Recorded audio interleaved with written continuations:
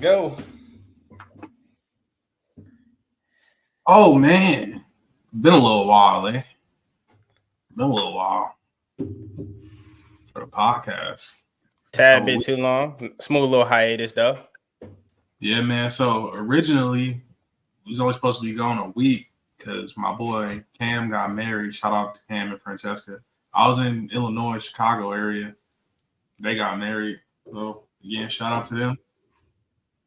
I get sick the following Monday, Sick. like down bad sick. I think it might have been the flu because it was like something in the chest, coughing. You can still hear it a little bit sometimes, but man, I'm down bad, fever, sweating, cold.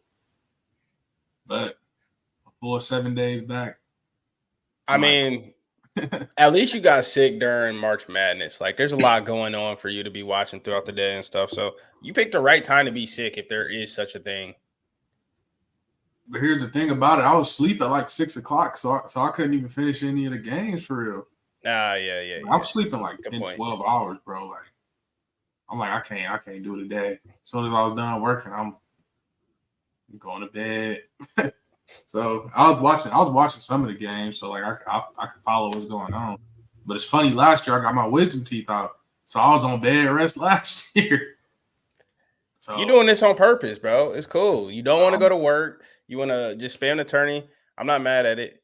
We used to skip high school and watch the tourney on the first day too. So yeah, they told I us see where you're coming from. They told us I work in the office. I work in a big office. Naturally, a lot of sports fans in there. And they sent out a office-wide "Do not watch the tourney on your device. It will crash. It will crash the internet. It cannot withstand that." Oh yeah, that's crazy. Crash the servers. Yeah. But let's get into it, bro. It's March, bro. It's March, man. Me personally, I am a college basketball casual. I would say I don't ride as hard college basketball as I do for college football. I'll sit up and watch Temple play NC State in football before I watch a regular season. I'll watch a MAC game before I watch a regular season basketball game. This is true, man. I'm gonna put out that same disclaimer. I too am a casual, but we know hoops though. Like we hoop, I know. we know hoops. I know enough. We just don't know these niggas like that. Like yeah, I'm not a dummy now. But I know. But the good thing is, from basically, I would say conference tourney time on, I have been locked in though. So I've been watching these teams progress. I've been watching these teams for, I would say a little bit. Almost a month now, because I was watching like the end of the season, Michigan State, stuff like that. We talked about that previously on here. But yeah, I mean, this tourney, man. Let's dive into it, bro. It's been crazy. Yeah, so we know that the conference tourneys are right before March Madness, right? So I'll say the Cinderella this year is NC State because they had to win 5 games in 5 days, but others will give them a dot because they play in the ACC. It's a Power 5 conference.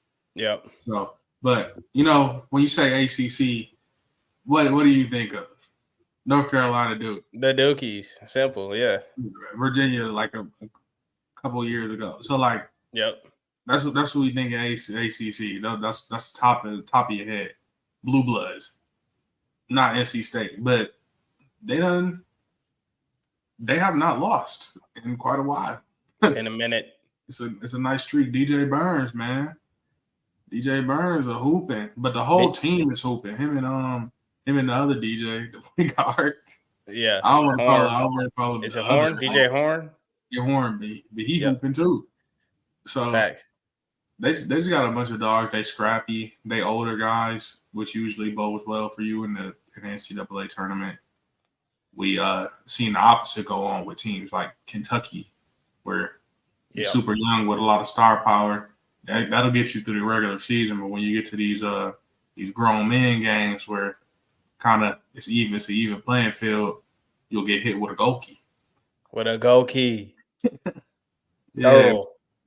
Somebody from the crib came through and got them Kentucky Blue Boys up out of there real early. Insane Kentucky. That's what we love. Shame on you, Calipari. It happened every year. You know, it happened every year. Somebody go unconscious, boy, 50%. So this our glimpse of what's happened in the tourney so far. Like it's a lot of heartbreak them first couple of days. Facts. And last year it was, the heartbreak was Purdue. They lost to FDU as the first one seed to lose to 16, right? Or was that Virginia the year before? I can't remember. Anyway, it's something like that. Regardless, it was shameful last year. And now we watch Purdue, and Purdue is on a tear, man. They've been my favorite team probably to watch throughout this tourney, besides maybe Clemson and UConn, of course. I mean, I only watch half of UConn games because UConn only plays half of a game. That they're up 30 in every single game. They just went on a 30-0 run last game. That was insane against Illinois, a team that a lot of people thought could actually hang with them because they can score. But back to Purdue real quick, man. Purdue, there was a point, man. I can't remember who they was playing, bro, but I'm like, how do you beat them? How do you stop Zach Edey? This dude's 7'5", 7'4", whatever you want to call it, down there. He's smooth. He got touch. And all the defense can do is foul him. Yeah. And it's like you can't get mad at the fouls because they are fouls. He's still a ball player. Like, he has to get his calls. So it's like it looks like it's a train wreck waiting to happen with Clean Kong over there at UConn going head up with Purdy, or not Purdy. That's your boy Edey in Purdue. Purdy. In the chip. That's what it's looking like it's going to be. But DJ Burns might have something to say about it. Then Bama boys shooting the lights out. They might have something to say about it.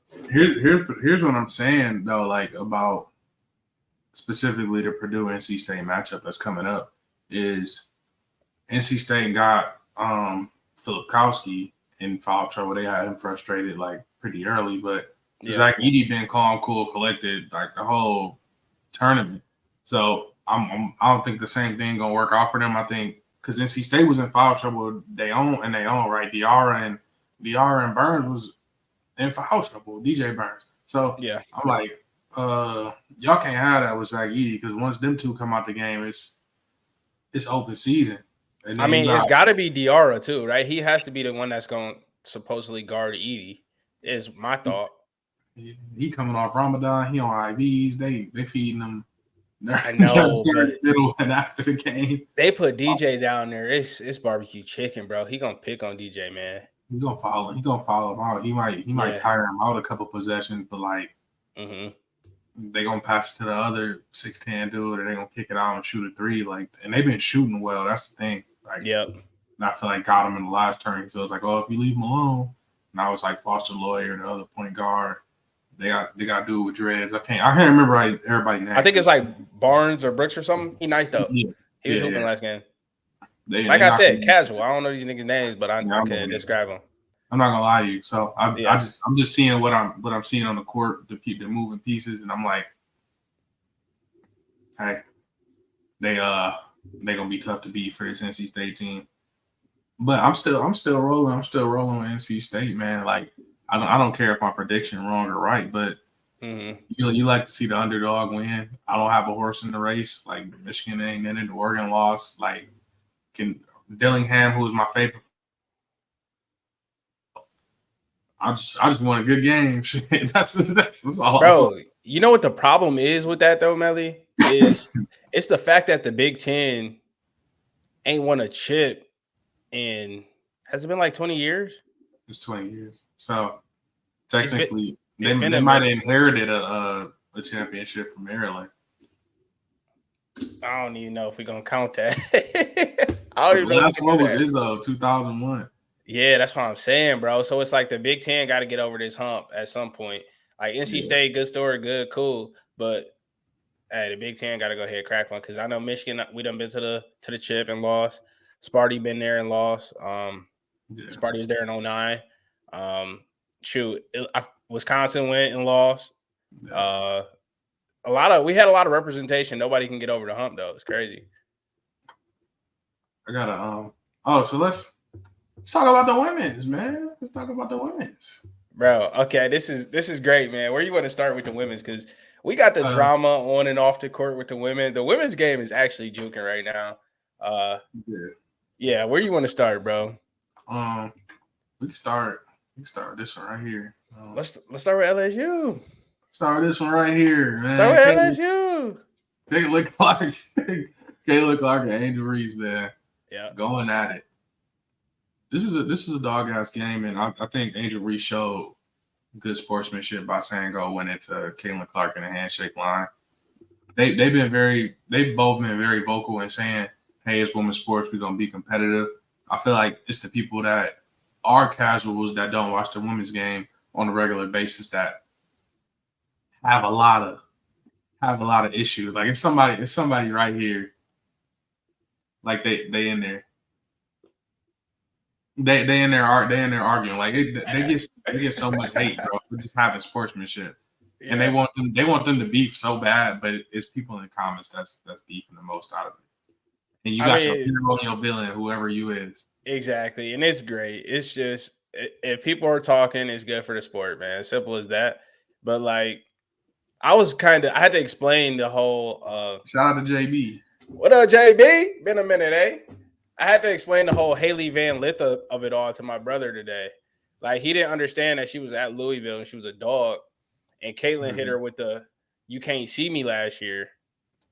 Yeah. And Hailey had to go join LSU, who had just popped Caitlin in the natty, to try to get her get back. This was her get back game last night. This was the Hailey Van Lith get back game. And she let Caitlin come out there and put 41 on her dome, nigga, with 9 threes. Oh my goodness. This is legendary stuff, bro. You can't write this I'll shoot her a little bit of bail because I saw something before the game where it was like she was hella sick. She was getting IVs and all this other stuff. So if you going through that and you sick, I might have a little sick bias.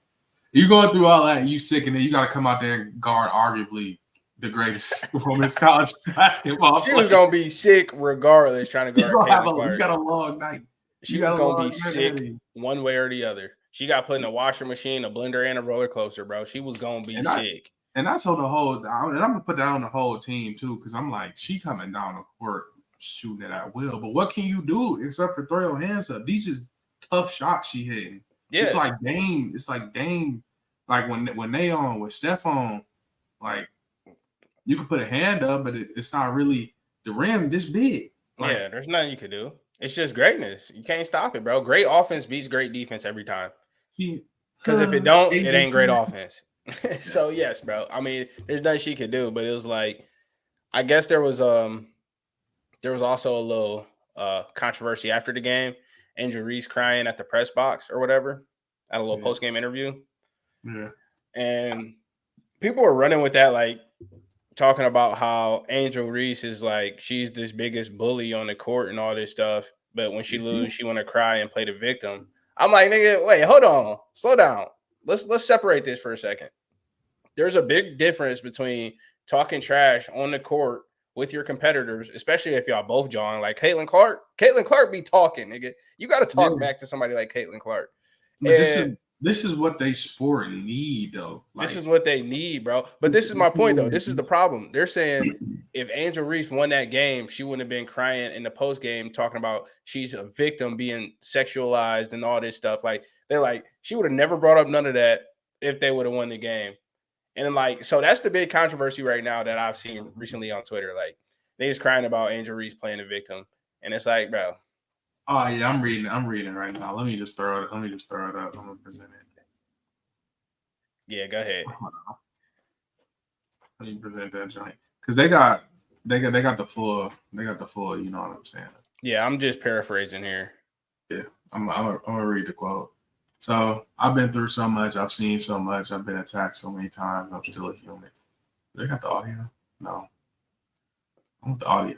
Myself. I mean, I have great teammates. I have a great support system. I got my hometown. I got my family that stands up for me.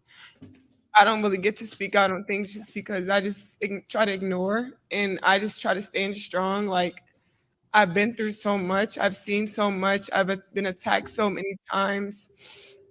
Death threats. I've been sexualized. I've been threatened. I've been so many things, and I've stood strong every single time.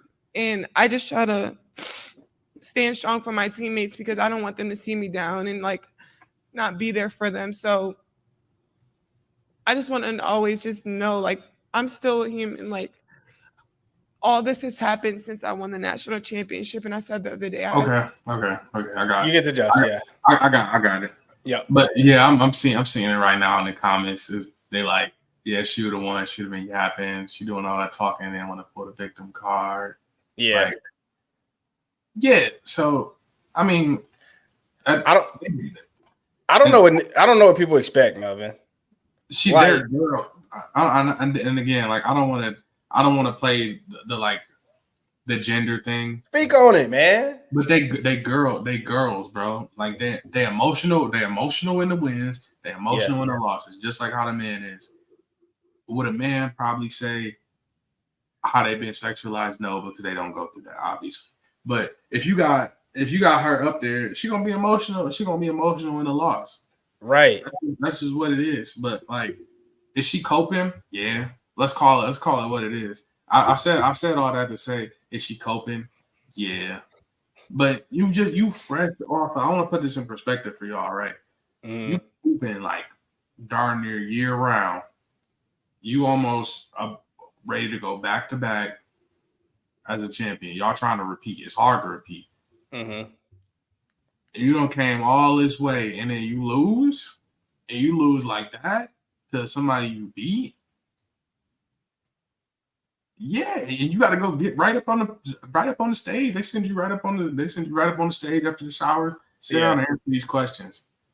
It's just gonna come out, bro. Like I feel like yes, it's just I feel like it's kind of like a buildup, right? And then the emotions from losing is what made her tap into everything else, her emotions that she's been feeling about everything else. Like I have no problem with her speaking on that in that moment. Like I feel like the fact that everybody's trying to make it like, all right, she wants to be the villain, the tough guy all the time. And when she loses, she cries. I feel like that they're just trying to simplify it, bro. Like it's really watering down what is actually like happening here. Like it has nothing to do really specifically with this loss, but it has to do with the fact that she was emotional, and what jarred that emotion to come out is the fact that they just lost.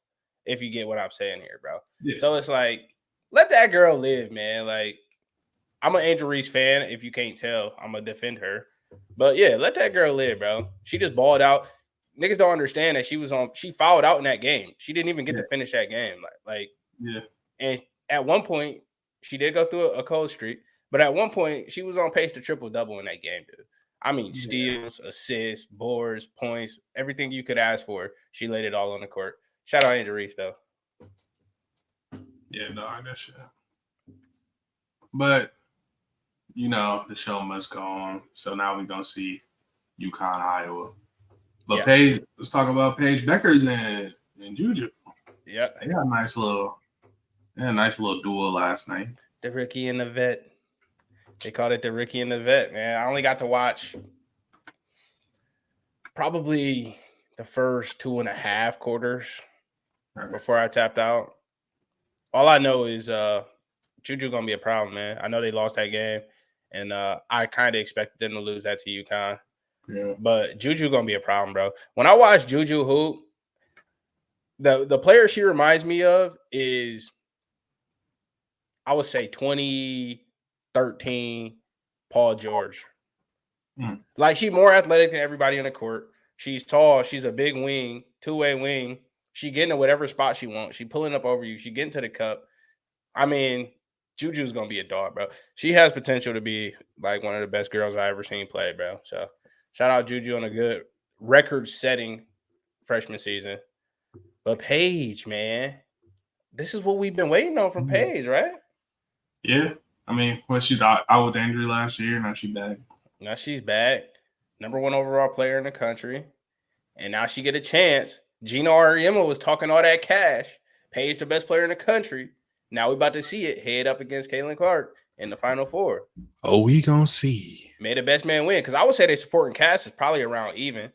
Like Iowa got some nice little pieces, supplementary pieces. And then UConn probably might have some better pieces. I know UConn got the best big out there, right? She's gonna be the best big on the floor. But this is basically mano y mano right here, bro. This is Luka versus Booker right here.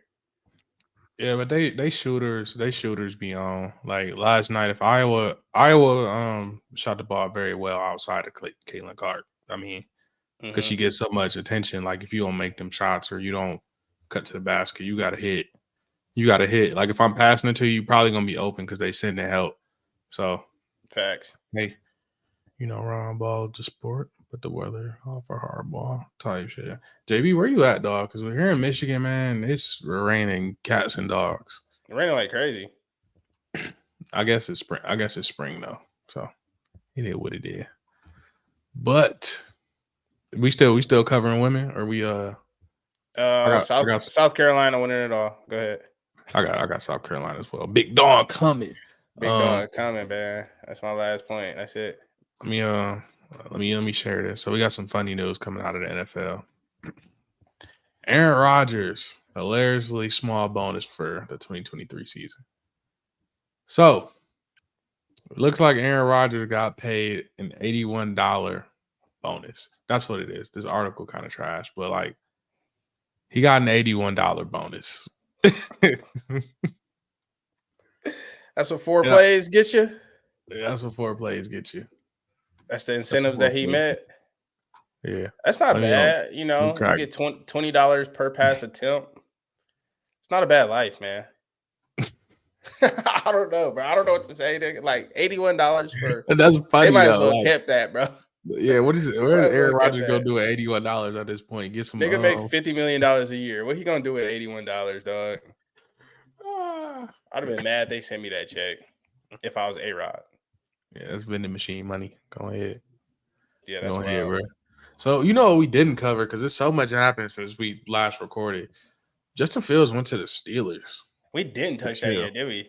Yeah, he went to the Steelers to go chill there. I'm assuming that I'm assuming that like if Russ wanted a chance to compete and or start is what he said. Yeah. With his agent. Yeah. So I'm guessing and what the rumor was is it wasn't guaranteed in New York that he would be the starter. So they opted for Pittsburgh. In turn, sending Kenny Pickett to the Eagles to sit behind Jalen Hurts. So big shuffle there. Sent him home. And then Chicago trades with Pittsburgh to send Justin Fields to the Berg with Mike Tomlin. For a sixth. Effectively making the AFC North all black QBs.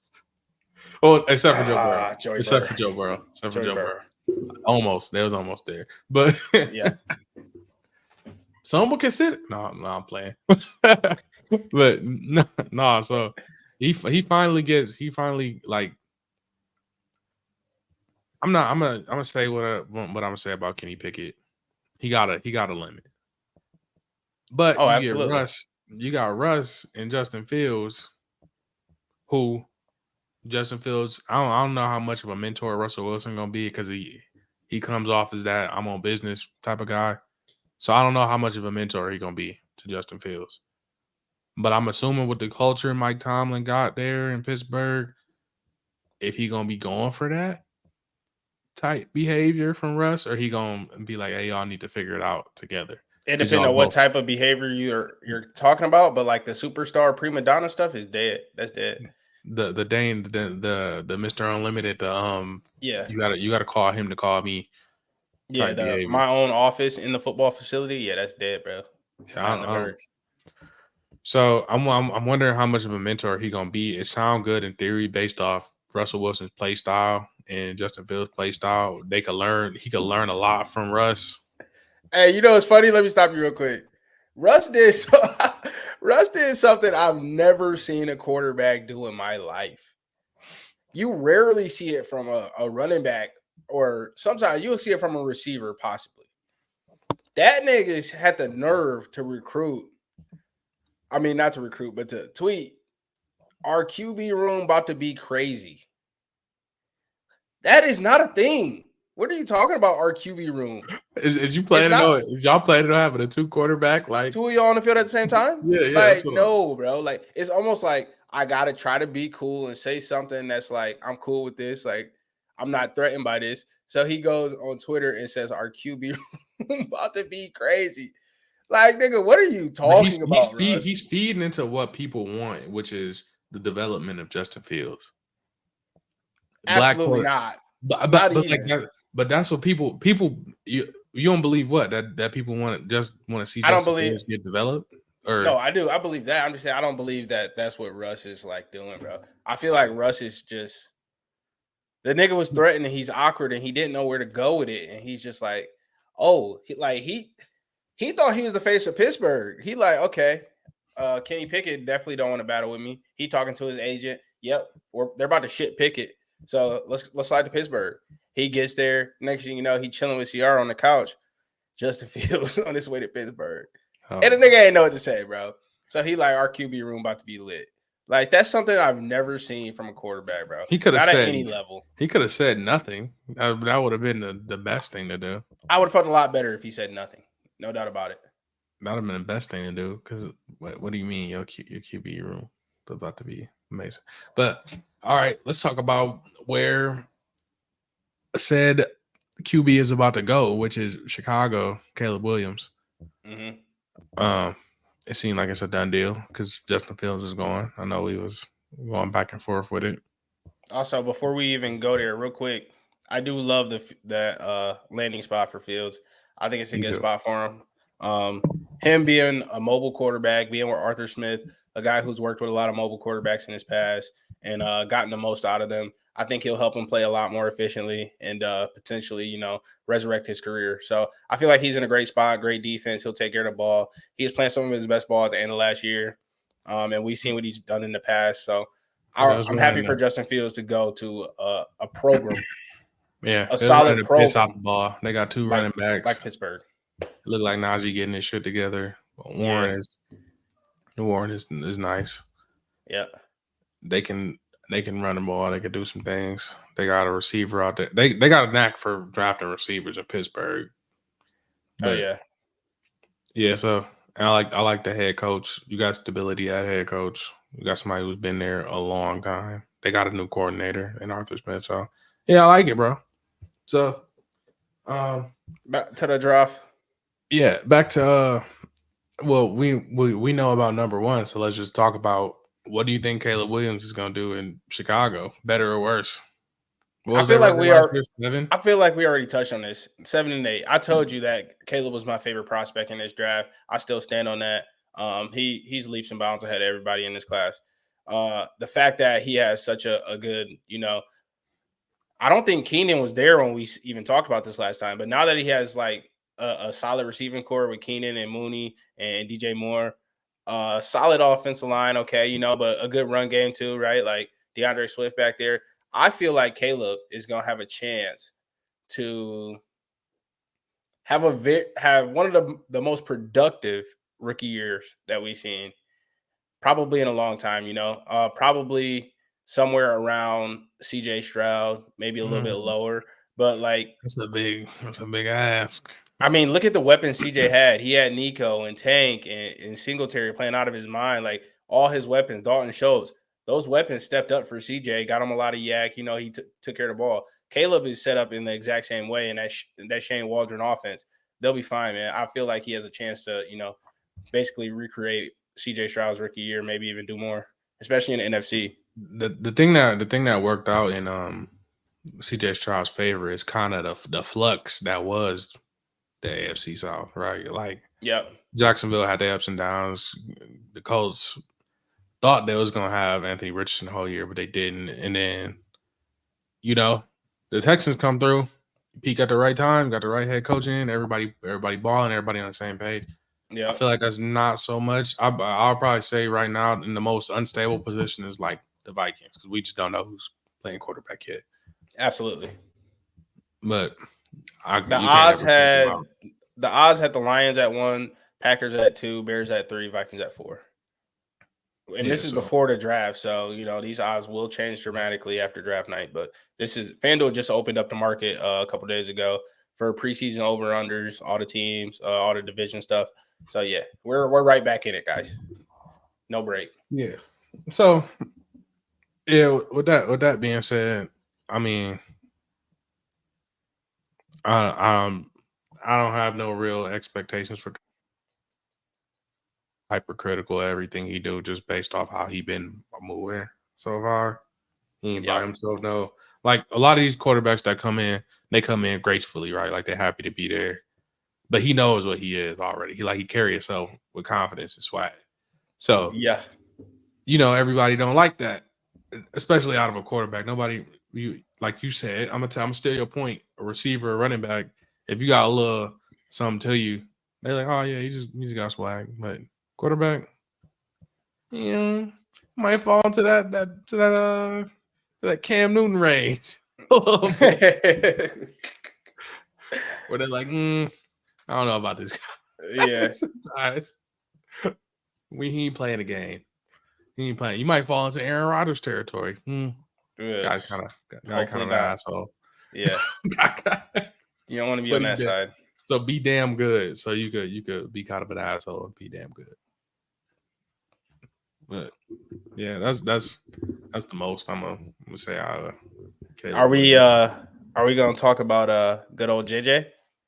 JJ? I mean, So since we last recorded, things have started changing dramatically, bro. JJ is now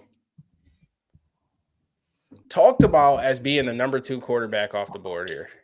oh my And God. that is insane to me. That's way too early. So GMs have been falling in love with JJ. He just had his pro day. Apparently, it was a great pro day. Of course, Harbaugh is going to talk him up because he's not in a position to draft a quarterback. If Harbaugh didn't have a quarterback, but he was still drafting 6 overall, 5 overall, I don't think he would be talking about JJ the way he is. But he's like saying that this is the best pro day he's ever seen from a quarterback and all this stuff. But these GMs, man, they're falling in love with JJ. And they're talking about, yeah, I like him more than Daniels now. I like him more than May. Like last time we talked, what was it, 2-3 weeks ago? Yeah. He was teetering on the brink of, okay, can he go 3 or 4? Now they talking about he might go 2. Can he go 3 or 2? Ooh. And I'm like, pump the brakes, please, dude. I know what JJ is, watching his whole career, watching him develop. He is talented. I mean, we're talking about a top 5 quarterback prospect. We're talking about a super talented guy here.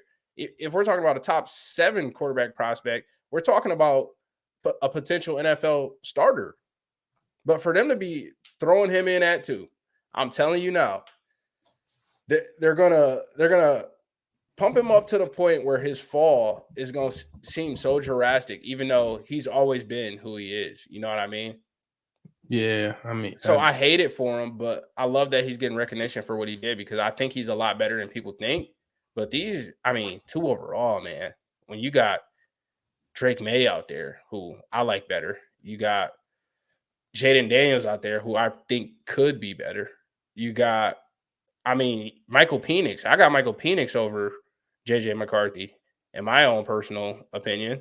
You know what I mean? So it's like when you throw him in at 2, when I believe he's 5. I'm trying to find Michael Penix. It's tough, man. It's tough. Those expectations, bro. He on here. He down there. You just seen him, 24. Raiders? The Durs. I don't like that. Oh, like that. 24. Yeah, I'm about to say that's Dallas's pick. Mock trade from Mock trade.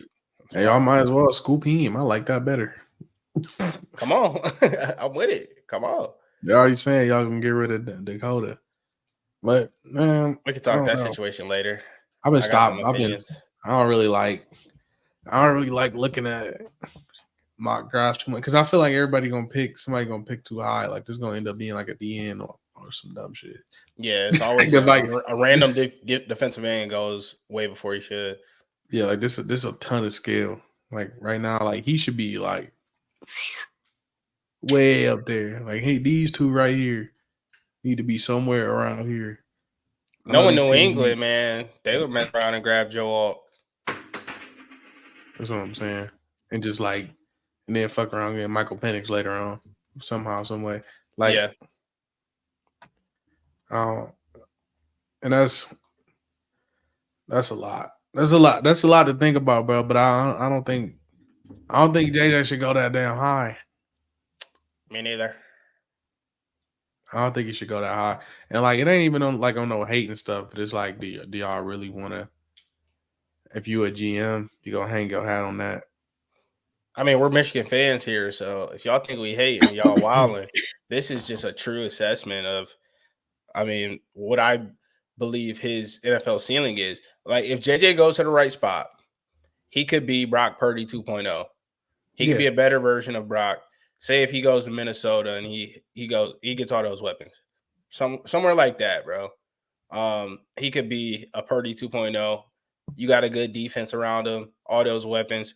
Potentially, you guys can make a playoff run. You know, just letting him be a system Q. But that's the ceiling, man. I mean, they're treating him like he's, gonna really be a ceiling raiser for a team in a way that I don't think he's capable of being. When I'm thinking about like going to these teams that's up here, they bad teams, right? Like, can you carry a team? I know Caleb Williams can do enough to. I've seen him on a bad team to where I know he could do some extra stuff. Yeah, where he can carry a team. Yep. And do something like out of pocket. I've never seen JJ in a trying experience because he's been on a damn good team. Yeah. I've never seen him in a trying time. Like, not my best rendition of that is watching him in the TCU game. The Georgia game was like a rout, but like the TCU game, you kind of seen him have to like fight back, or like in the Alabama game where he had to make plays and get out his body a little bit. But the body of work there is for me. I need to see you in the struggle a little bit. I ain't enough struggle. It's not even well for me. It's not even that I need to see him in the struggle. I think I said this on one of the episodes, bro. It's like, no, I didn't. So my favorite thing about watching JJ at Michigan is the fact that whenever we was on third or fourth down, I never once worried about, okay, if we put this in the air, it's trouble. I always believed 95 to 99%, we're good. JJ got us. We're about to convert. We're about to move these chains. That is a feeling that you don't get from most players. Like, even when I'm watching the Cowboys, I don't feel that way about Dak, who is a top 5 quarterback in this league. I don't feel that way about Dak all the time. Would you explain this how I feel about Michael Penix? Like, he never was like out of it to me, like in any possession. I know like the last game we seen him play in was not his. That was probably the worst game I've seen him play all year. Easily. But that's what I see in Michael Penix. Like, wherever he at, he gonna get the ball somewhere. It's gonna be a catchable ball. Somebody gonna be able to make a play on it. The thing about that's the difference. Okay, so there's a slight difference here that I'll point out from my opinion. JJ is more of a playmaker than Penix is. That's what's separating him right now in this draft. I would say Caleb definitely, Jaden Daniels definitely, Drake May definitely, even Bo Nix. They're all more playmakers and better play extenders than Michael Penix. If Michael Penix is really getting pressured, this is why Michigan gave him trouble. You knock him off his spots and he can't get to, his hot zones. That's when he shrinks in the moment. Same thing happened against Washington State. And it's like, when he's got a clean pocket, or even when he sees pressure coming, Michael Penix is immaculate. He's great. But when he's forced to move, it's crazy because, we just seen him run 4.4 unofficial. But when he's forced to move, he doesn't quite have that ability that JJ has shown in multiple games and that Caleb Williams showed every single game. You know what I mean? Yeah, that's the biggest separator that I see. And the NFL is so much different from college football because if you think about it, I mean, I would say, 40% of the passes you throwing in college are screens for the most part, depending on your offense. But like in the NFL, you're going to get pressured way more than you're going to get pressured in college. It's going to be a completely different thing. You got to be able to throw off platform. You got to be able to make plays. And that's the separator. That's why Penix is rated such a low prospect. even though I think he'll be able to overcome that. Just put him with Mike McDaniels. It's money.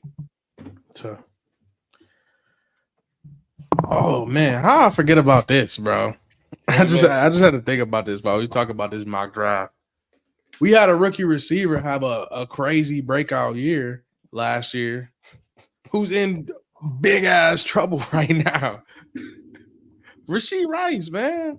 Rashee Rice can do a 140 in a Lambo, caused a 4-car crash, man. What are we doing? Wilding out. Them boys wilding out. I think he'll be fine. I'll be the first to say it. How many games? It's slow news, you know, so we got to talk about something. It's just a car accident, bro. He didn't kill nobody. He didn't hurt nobody. He's going to have to pay for that Lambo he is renting. He is renting that boy for $1,700 a day. Sheesh. Good way to spend your money. So yeah, he's got his work cut out for him, but I don't think he's going to go to jail or nothing. So I think he'll be fine. He might get a suspension or something, but it'll be cool. This happens every year. Receiver gets suspended every year, bro. What, 2 games? Boy, I said JJ Rookie of the Year. 2 games max. No If saying. JJ goes to Minnesota, he will be the Rookie of the Year. I'm with you, Sam. Anywhere, if JJ goes to Denver, his career is over. He's gonna be Zach Wilson if he goes to Denver. I don't believe in Sean Payton. He's not the type of guy that can mold JJ. I'm sorry. Well, what's the name that just traded to Seattle? Drew Lock. Yeah. Yeah, he's Drew Lock. He's Drew Lock if he goes to Denver. That's crazy work. But yeah, dog. What's up with the do we need to get him? Yeah, don't go to Vegas neither, bro. They're gonna ruin you got to see Patty. That ain't good for your rookie year, Patrick Mahomes twice a year, even though they did beat him. Yeah, I was about to say it ain't no problem for Aiden O'Connell. Ain't no problem for Aiden O'Connell. Shit, if you run the ball 30 times. But what's up with these rookies, bro? And not rookies, but NFL players and speeding. Like, do they just be like, ain't gonna happen to me? You know, I hate it had to be me. I hate it had to be him, but it ain't gonna be me. We're not in that situation, man. So it's hard to even think about the logic. Like I always said, bro, if I'm in the league, I'm gonna have a driver, nigga. I'm not driving nowhere, especially if I'm on that type of time. Like, come on now, DD. I'm gonna have a personal DD. It's gonna be one of my homeboys. Simple. I'm not driving nowhere if I'm in the league, bro. So I don't know where these dudes get off at racing Lambos down the highway, a busy highway at that. Like, I don't know what it is, bro. That's just. I would like some. I ain't gonna say I wouldn't straight up like not drive. I would like to drive some like nice. But if I'm in the city, hell no, I don't want to drive. Like, yeah, because what's the point? Like, all right, let's say you Miami, right? It's off season, you Miami. What are the chances you're gonna be able to get your hands on something good enough, like to be on the strip, to be on the strip end? Because it ain't like you could customize. It's probably gonna be a stock vehicle, like you said. He renting it, so it's probably a stock Ferrari. It's probably somebody down there wherever you at. With a real Ferrari with all the bells and whistles on it, that's better than yours. That the real, you know what I'm saying, that's looking at that Lambo know what's going on. You got a stock. You might as well just they don't. They don't know what's going on. Bro, they know what's going on, bro. If they've been there, I'm telling you, bro, they've been down there, they've seen some real money. They ain't seen some real money. They know what they're like Rashee Rice ain't got real money though. No, but this what I'm saying though. This is all they know. This is all they know, bro. They done been on yachts, boats. They've been in the club with Lid, with the rappers and all that. You know what I'm saying? They might have seen the Diddler slide through a couple times. No doubt.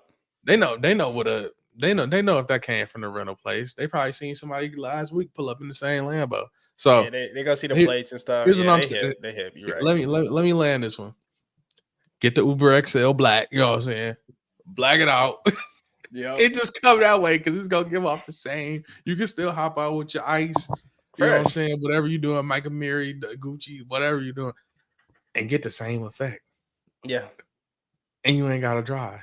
But these niggas was on GTA time, bro. These niggas was fresh trying to race, bro. Like, yeah, what's in you niggas to behave like this, man? It's probably just the quarterback in me, man. I'm a real by the book type of guy, you know, for the most part. It's just not in me to be out there just trying to street race on the highways, bro. It's just stupid to me. I feel like I know better, and I feel like if these NFL receivers had any good friends in their life, they would tell them this is a bad idea. Yeah, like I don't know, but that never been my thing though. Is like speed. So like I'll drive like fast, like say something like you 10 over, you 15 over, like normal shit. Like Yeah. Maybe do 100. But hey, what do you need to see with that dashboard? Need to like you work for whole that's like hooping, right? For me, it wouldn't be worth it to be like out here fucking hooping. Like for what reason? If I'm getting paid millions of dollars, like if I'm not a hooper, I know damn well I'm not a hooper. I ain't played none in high school, college. What the fuck am I hooping for? For me, if I probably got in trouble for something, it'd probably be like breaking something somewhere. Like on some dumb shit. Like he destroyed some property, or he was drunk. That's what you would be on, Melly? I feel like if I was in trouble and I had that money, I'm straight out of college to the league. Yeah, trash the hotel room type deal. He was drunk. He broke some. You know what I'm saying? Yeah. He was in the club. He dropped a bottle. He broke some. Like, you know what I'm saying? Or he did something to that effect to where like some property was. But I'm not risking my life. I'm not risking my life. I'm not putting my life on the line. That's my issue. I don't want to go 150. I have no desire to go 150, whether I'm rich or if I was poor.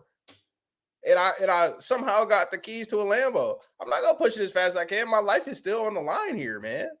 Yeah, I got unlimited access to money. I got unlimited access to get wherever the hell I want. Yeah. If I'm not drunk, I'm partying. You know what I'm saying? Again, I'm 22. I'm 23. I'm fresh out of college.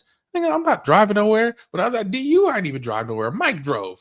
Caleb definitely had the wheel, bro. I was not driving, bro. You drive nowhere, nigga. What you mean? Get the Uber. Taryn don't even let me drive Uber. Like so. Yeah, simple. I don't know. And even when I'm drunk, bro, I'm always like I always got some sense of what's going on. Yeah. And my common sense is always there. So I think people like to use. I know we just went off on a tangent of being drunk, but people like to use. Oh, I was drunk. I wasn't in my right mind. I was like, shit, I ain't never been that drunk. Yeah. I ain't never been that. I've always been drunk enough to know that I don't need to be behind no damn wheel. Right. Like, I've always been drunk enough to be like, hey, I told him straight up, like, I can't drive. I can't drive. We got to leave this bit here. Get it in the morning. And that's why, and that's where last point on this, I go back to having good friends, man. If you got good friends around you, they can help you make these decisions. Simple as that. I hope Rashee Rice figure it out, man, because sheesh, man. Fresh off a chip. Almost blew his future. Smooth off a good Super Bowl. Too.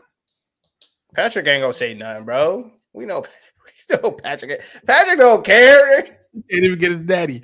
Patrick, right? Patrick can have a new Rashee Rice so quick, bro. It ain't even funny how fast the league moves. They had the odds dropping on Xavier Worthy going to the Chiefs so quick. Yeah, the league will spit you out so fast, man. The niggas don't understand. Yeah, that shit is hilarious, dog. That shit is hilarious. Oh, speaking of, we talked about the dude Diddler, because sports slow, so fucking Diddy done flee the country in a private jet like a supervillain, like Lex Luthor, like a freaky Lex Luthor. He done jumped on a private jet and slid.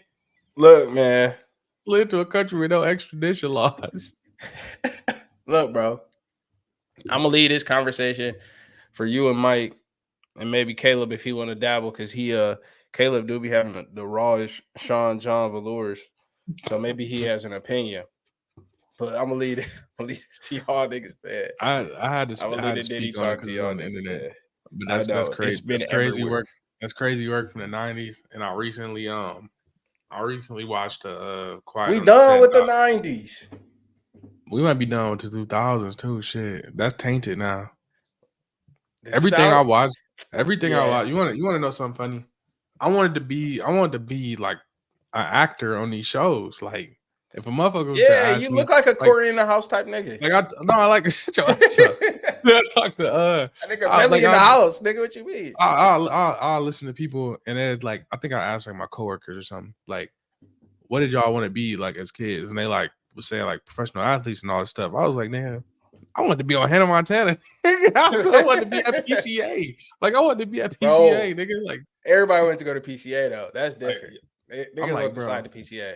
But still, Sweet Life of Zach and Cody. I was like, little did I Yeah. know these motherfuckers living in a hotel. That shit kind of broke as hell. But like, Kind of, Oh, but it shit. depends on where you at though. Because in New York Yeah. City, that's elite living.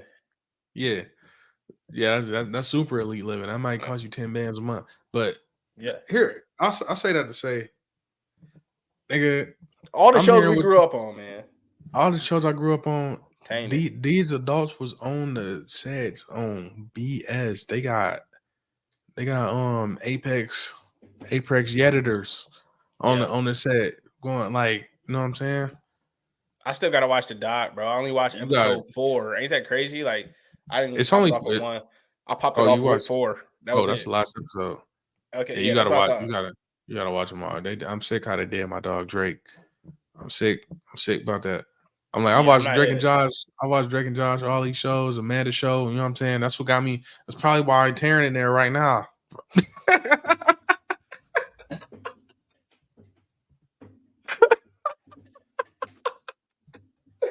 This nigga said it out loud, bro. That's the reason tearing in there right now. It's because of PCA. Yeah, because because we you seen know what walking I'm saying? around PCA. Yeah, I was like, yeah, Because of what we seen on Victorious. That's why it's tearing Turn in me. there right now. nah, turn me to a man. That's hilarious, bro. Oh, That is bro, but- hilarious. On the real dope, bro. I'm like, man, I grew up on all these shows, bro. And like the shit Yeah. that they was pointing out, I was like, some of the stuff like where they was talking about like how they was dressed on set. I'm like, all right. To me, I was like, you should.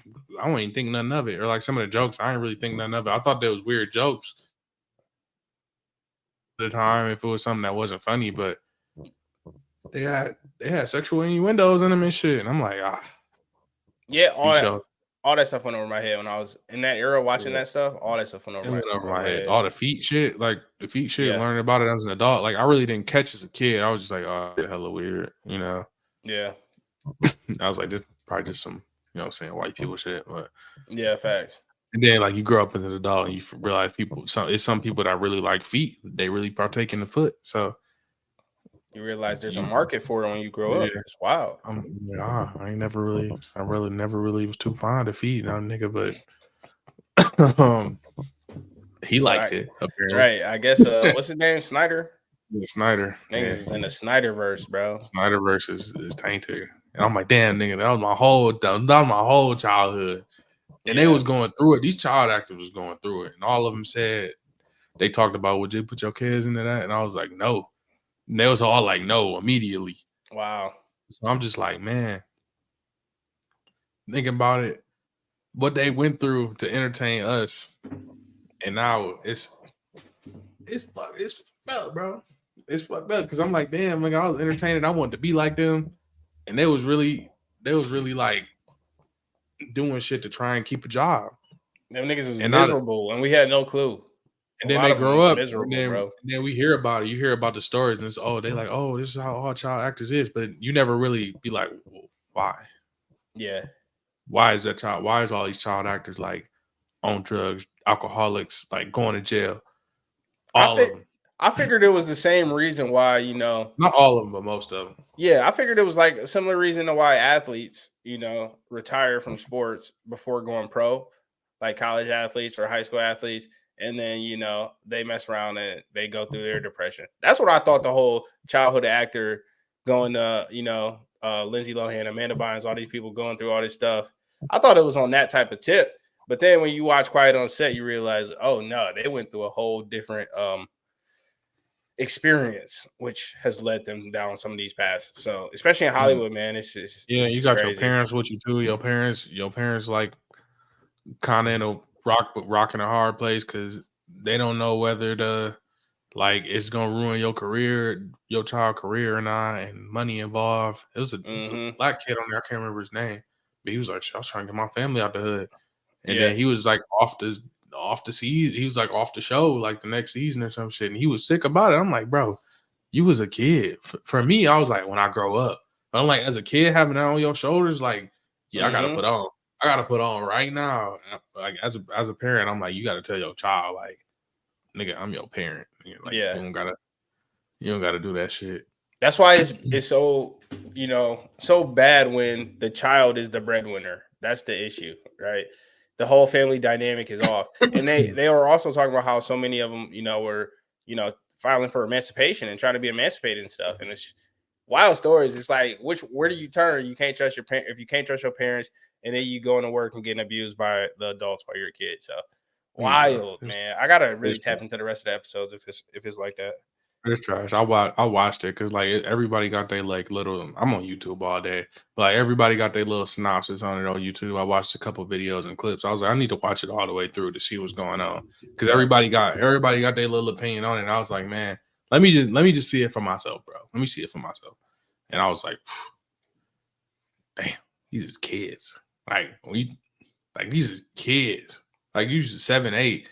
10, 12, 11. Like when we have a fucking care in the world and they got all this pressure on them, doing all this weird shit on camera, and it's there forever. Like you can't. Facts. The embarrassing shit we did growing up, ain't nobody revisiting that unless you was there for it. Yeah. But all of that is on display. So yeah, I'll say watch that. It's slow. It's so slow sports season. So catch up. So tap in. What up, bro? I feel like there's something else we missing. We got NBA talk that we could get to, but we could save that because I was locked in for a minute and then attorney kind of took over. So I haven't been watching recently. I just know LeBron is the GOAT and Luka is about to go back to the Western Conference Finals with Kyrie. He had a 9 for 10 game.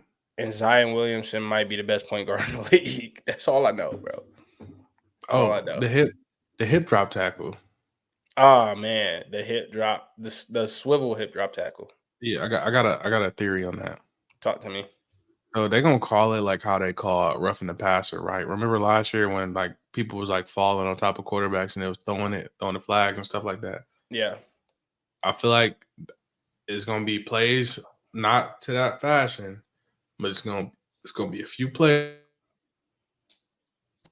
They calling it real tough. People will get frustrated. They're gonna turn around and they're gonna change. They're gonna start calling them like less and less as the years go on. Not even the years, as the weeks. I feel like they're gonna roll it out heavy, and then they're gonna start subsiding once people stop doing it as much. I don't think they're gonna go. I don't think they're gonna go as crazy as people are assuming they will. Yeah. If you want to go about it like that, I don't think they're gonna go as crazy. And like I was saying to somebody the other day, bro, the exact tackle that got banned, the swivel hip drop tackle, which I believe needs to be out of the game. I am pro banning it. Everybody talking about is making it flag football. Shut up. I lost Dak Prescott and TP. Tony Pollard broke his leg. Dak broke his ankle. Shut up. The problem with it is there's only 260 or something of them last season. How many plays are in a game, Melly? Come on now. There's almost 200 plays in a football game, and there's only 280 of these tackles all season. It's not going to change the game you love so much. It's not going to change the game. I'm telling you, it's not. So I think it is necessary to get rid of it because I think it is dirty. There's a better way to get people to the ground, bro. It's not like it's almost like I'm not going to say it's exactly like horse collar because horse collar is a little bit more obvious, right? It's a little bit more subjective with the hip drop swivel, but it's the swivel aspect to it, which is what makes it so dangerous. When you really throw your legs forward to sit on somebody's ankles, that's dirty, bro. Yeah. I don't care what you say. There's other ways to tackle. If you swing your body, yeah, I get it. But like that's what distinguishes it from a hip drop to a swivel hip drop. And the swivel hip drop for me, like when it's like from wrestling, right? Yeah. When they teach you how to shoot, what do? Like half their body, and you turn and you put your weight into the lower half. I know it's more technical than it looked talking about tackling somebody, but like how to get somebody to the ground is you shoot between their legs, I guess. Pause. But and you get their ass on the ground. So that'll be a regular tackle. but you keeping your center of gravity low. What I don't want to see is if somebody's coming up on the sideline and it's a linebacker chasing them down, Mhm. and because that person's trying to turn upfield, your momentum is naturally gonna flip your legs underneath you. Right. Now imagine this. Go back to where you was. Somebody running up the sideline and somebody's chasing them, and you said they try to cut back field, right? The way Yeah. this will be, the way I, understand the letter of the law and the spirit of the law would be if they wrap that person up and they in their heels, literally think about this. They wrap somebody up on the sideline and their heels is the first part of their body, the tackler, to touch the out of bounds line. Imagine Mhm. that. That is egregious, and that is a swivel hip drop. Opposed to if they wrap them up and they just happen to roll on them with their shoulder or their torso landing on their ankle, that's not a foul. That's not I'm just illegal. saying I don't want to see people get penalized for getting their momentum took from them because there's Right. no way you keeping your feet if somebody's running fast as hell and they cutting up the sideline Yeah. and you're running up high so you can't just straight up drop. You're gonna grab them and your feet is gonna follow you. Yeah. Like or your body's gonna follow and your feet gonna be behind you. It ain't like you could just jump on top of them like a fucking monkey. Like or you can if you're Fred Warner, but Facts. yeah, so it'll be a couple that's gonna be a couple that's gonna piss you off during the game. Like I'm just assuming it's gonna come like a hold or something, or a ghost roughing the passer, or a stupid like it's just gonna be one of them penalties.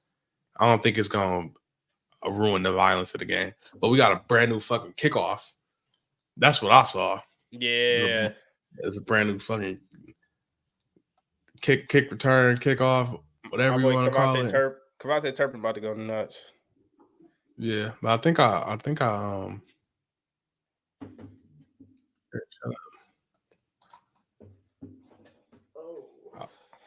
found a video that kind of explained it a little bit better. Just gotta find out. But we got brand new kickoff rules. Or not. Maybe I don't got it. Oh, here it is. I'm about to share this.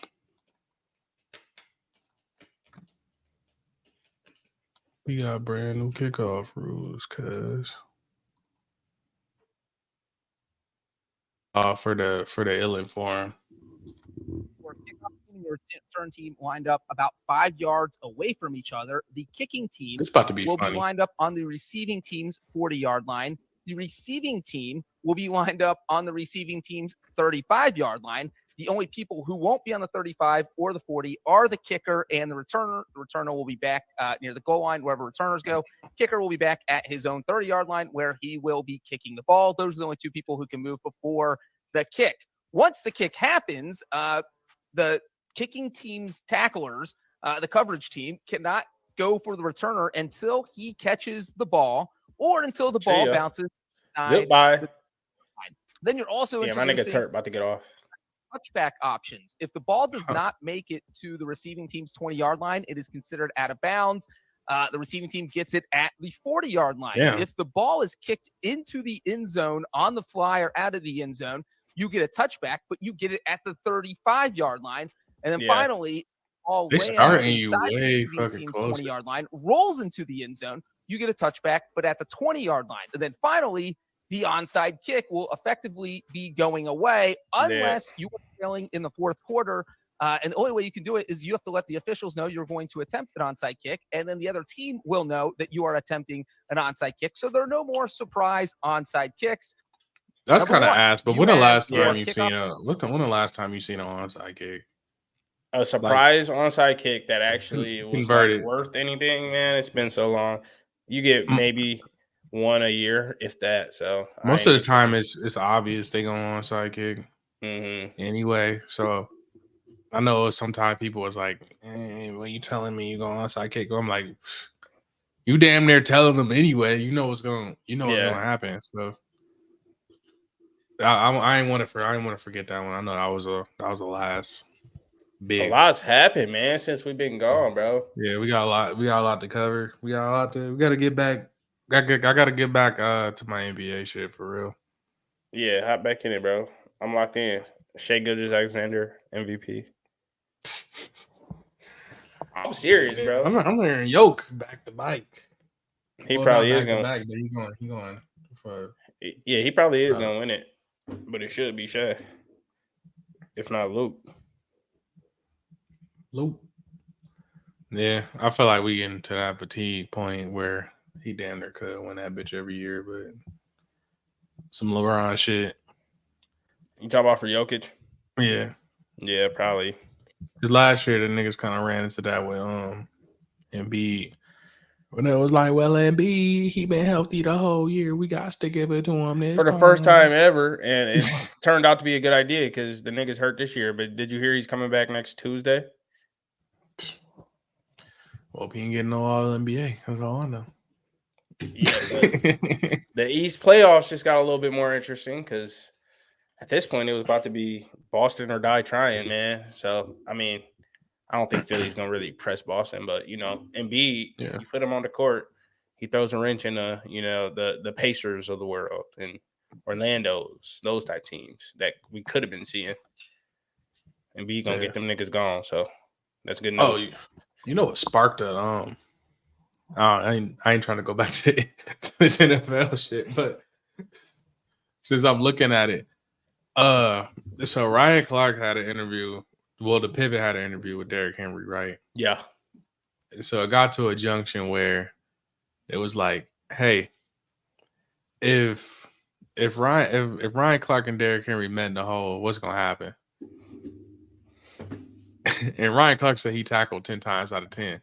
So I've had 4,000 comments, and it's either you Ryan or you Derrick Henry, and then it's a few sprinkled in with logic, like, hey, he's not winning 10 out of 10. He might win 6. He might win 4. It's a few people with logic that sprinkle in there and not saying that one person is gonna win it outright. So I want to know your opinion. Team Ryan, bro.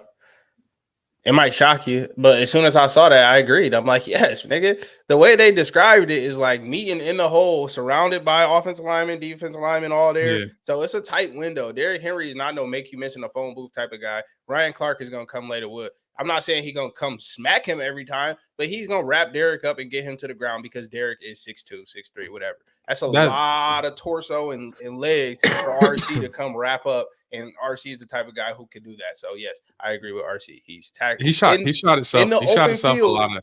is different. He getting stiff arm. He's getting stiffy in the box. Come on, bro. Yeah, in the box, RC's winning that, bro. I'm sorry. That's where I go. Yeah, he shot himself. This is where I questions RC's. I question the way he set up the question. Yeah. Because he was like, if we meet in the hole, which I'm like, all right, bro, you know damn well he's 6'2", he run high as hell. Like, yeah, exactly. You gonna hit him high in as his hell. You gonna hit him in his midsection. Like, Yeah. all Derrick Henry runs is like, and he in a zone scheme. This is all right. I could talk real ball with you because like you're not a commenter. So he's on his own scheme running back. He find a hole and he hit it. Yeah. He not lining up in the pistol. He not lining up in the I formation, which is funny because he's going to the fucking Ravens. But yeah, he not lining up behind the fullback and doing this shit like a ton. Sometimes, but right. Most of the time it's zone, pick a hole, hit it. And if he hit a crease, he's off to the races. Yeah. And then he stiff arm a DB or linebacker. So he ain't really been in them situations too much anyway. Fact. Or he had the goal line and he just exactly charge over. But it's like even when Tennessee was running outside zone heavily back when Derrick had even a little bit more juice to him, when Arthur Smith was there, I mean, it wasn't that often that Derrick was going to cut it back up in the hole and break a big one. A lot of the big runs we've seen from Derrick Henry is when he bounces it to the outside. Stiffy's that strong safety, that nickel that's playing down there. You know, we in the big nickel, whatever. He's stiffying that dude, and then there's nobody else there because the box is full. So he gets to that outside. He makes one dude miss, puts one dude on the ground, and he's off to the races. It's not often. It's not like Adrian Peterson tape. where No. he's hitting the hole on a linebacker, freezing him. Now he's one-on-one with a safety. It's not that. That's not Let's see if Derrick it's Henry, Adrian bro. Peterson RC. Adrian Peterson putting his foot in his Adrian his Peterson cleat in winning his 10 chest. out of 10 of those. Guarantee it. Putting his That's a cleat in different his beast. chest. Derrick Henry is not that type of runner, which is No. what people just be No. like, oh, look how big he is compared to Ryan Clark. Yeah, This ain't people that, saying bro. he gonna truck him. When the video I made, like as a rebuttal, was like when I had to revisit the clip. Derrick and Henry say, don't truck niggas. yeah, he don't. I was like, he don't trust. What are people. I y'all was like, if watching? Y'all I was playing like, if- Madden too much, bro. I was like, if anything, like he'd catch him, he'll catch him on the cutback. It's one of them things where they in a hole, he stiff arm out of that hole and bounce it out. That's what I see Derrick Henry do. Like if Yes. he do cut it back in, he gonna stiff arm him and then bounce it Yeah. out the hole Fact. and then run to the outside. That's how I'm thinking about. I'm thinking about a real football play because Mhm. I've never seen like me watching Derrick Henry. I've never seen him just straight up through the A gap, through the B gap, like straight. Nah, Yeah. I don't really see it. I don't really see it like that, and that's because he in his own scheme. And when So it do I'm- happen, it's like they hit it well timed against a blitz, and the backers get caught in the wash and the safeties, whatever, you know. So that's the only time I really see it happen. But And they hit him in it. They chop him in his knees. yeah, and then, but you know what I'm saying. They chop most him of the down. time when Derrick gets met in the hole is when we're so frustrated at the Titans for running such a stale offense. We're like, bro, we just gonna pound Derrick for 2 yards every time, and it's because he's getting met in the hole and he don't have no way to get out of it. He don't have no moves, and he's at a disadvantage because of his height. So yeah, RC was correct, man. Yeah. So everybody's For the most saying he part. going. I was like, if it was really in that scenario like that, I was like, he better damn for sure drop his fucking shoulder like a few times Mm-hmm. and just make him go to the ground.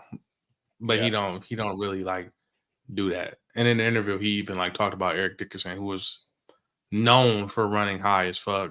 Yeah. Like he's like, shit, that's what I looked at.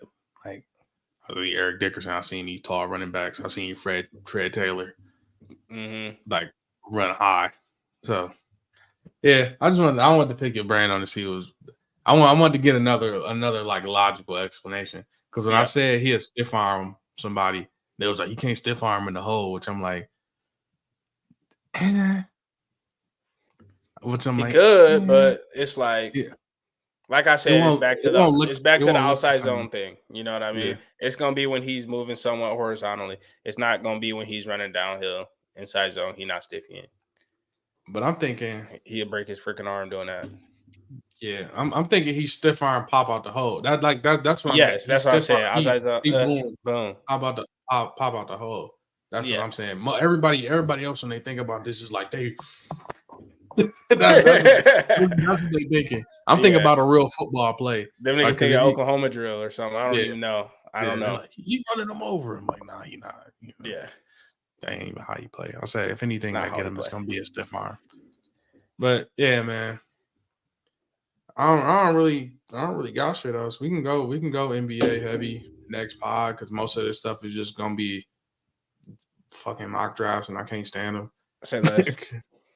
I guess JJ has been the quarterback this year that everybody was projecting higher than usual. Because what happened to be a quarterback every year that they project higher than usual, which is this There's year. always JJ. one. Yeah, there's always one. I hate it had to be him. I Last ain't gonna year talk- it was Will Will Levis. Yeah. The year before it was that the Malik Malik. Willis? Malik Willis, yeah. And then Not- before that, year nobody went first round. It was just Pickett yeah. who went like in the 20s. Yep. And That then quarterback year. before that, it was fucking Trey Lance. So they talked up super high. Zach Wilson. I would say Zach because he went all the way to number 2. Mm, But I guess he's it at could be Trey. BYU. It could be Trey and Zach. He's really. at BYU and Trey. They talked Trey up because Trey was the big question. We seen Zach Wilson at BYU, Mhm. like at a bigger. It's fucking bigger than North Dakota State. North Dakota, but Yeah. they was like he ain't play in 2 Or years. is it I'm like, y'all South Dakota State. South Dakota Which one State. it was South Dakota State. No, North Dakota State's NDSU. Yeah, the NDSU. green. Yeah, green yellow. and Looks like yellow. Northern Michigan. Yep. Nah, yeah, but I'm like, he ain't play because of COVID, and y'all still gonna draft this nigga in the first round. I'm like, Yeah. all right. All right. Yeah, dog. I ain't got nothing else. We ain't got shit. I'll shoot us up out of here. I think that's it, man. I mean, I'm excited for the tourney, excited for the Final Four. Let's get it, both sides, women's and men's. I'm I going. got UConn and I got SC. I got UConn, I got SC, but gonna have I'm a sprinkle on Purdue though. I'm a sprinkle on it. Hopefully Purdue. Sprinkle on You Purdue. changed my mind on the Big Ten. I was like, wait, hopefully they do it for the Big Ten. I don't For the like big. Purdue. Do it for the big. I don't care for Purdue, but for the Big Ten. Do it one time for the big. Without further ado, if you made it this far, give us a like rating. It helped the channel. We growing. We at 621 currently. If I scroll up, 622. We at 622 currently. I appreciate all of y'all. If y'all enjoyed the podcast, we leaving this up. Leave a like rating. Watch it back. Comment. Share the video. And without further ado, I'm going to get us up out of here. Been a pleasure as always. Thank you.